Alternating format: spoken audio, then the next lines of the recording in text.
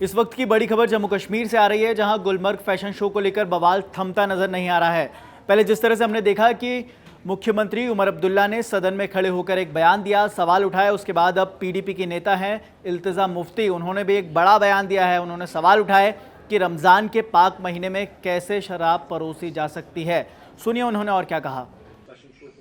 देखिए, रमजान के पाक महीने में ऐसी चीज करना, और मैंने खुद फोटोग्राफ्स देखी, इतनी अश्लील, वल्गर, ऑब्सीन, खुले आम आप बर्फ पे अपने मॉडल्स की वॉकिंग करा रहे हैं, तो कहीं ना कहीं जो एनसी सरकार है उनको जिम्मेवारी लेनी पड़ेगी। आपके होते हुए ये हुआ है। आप हर एक चीज से अपना हाथ धोना चाहते हैं, आप कहते हैं ये हमारे डोमेन में नहीं है, लेकिन हम सब जानते हैं कि जो हमारे चीफ मिनिस्टर हैं उनके अंडर टूरिज्म आता है, और ऑब्वियसली ये किसी होटल ने ही ऑर्गेनाइज किया है। तो हाउ इज इट कि विदाउट हिज नॉलेज ये सारी चीजें हुई हैं? दोनों चीजें खराब है। अगर उमर साहब को नहीं पता था तो उनको कैसे नहीं पता था, और अगर उनको पता था तो उन्हें कैसे होने दिया? रमजान के पाक महीने में हमारी भी अपनी सेंसिबिलिटीज हैं, और वहां अल्कोहल भी लोग कंज्यूम कर रहे थे, उसकी भी मैंने फोटोज देखी। ओपनली स्कीज पे, स्लोप्स पे कैटवॉक हो रहा था, आपने खुद देखा कपड़े कैसे थे।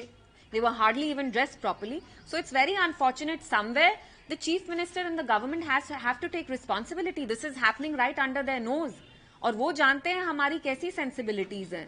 तो वो होटल किसका है? वो तो कश्मीर का ही होटल है। तो वो क्या कह रहे हैं कि उनको नहीं पता था, ये कहीं बाहर के लोग आके ऑर्गेनाइज किया? ऑब्वियसली कहीं ना कहीं लोकल कोऑर्डिनेशन थी, कहीं ना कहीं तो ये टूरिज्म के डिपार्टमेंट ने ही परमिशन दी। हम उमर साहब से ये भी नहीं आज कह रहे कि आप लॉ एंड ऑर्डर आपके अंडर नहीं है, ठीक है, लेकिन टूरिज्म तो आपके अंडर है।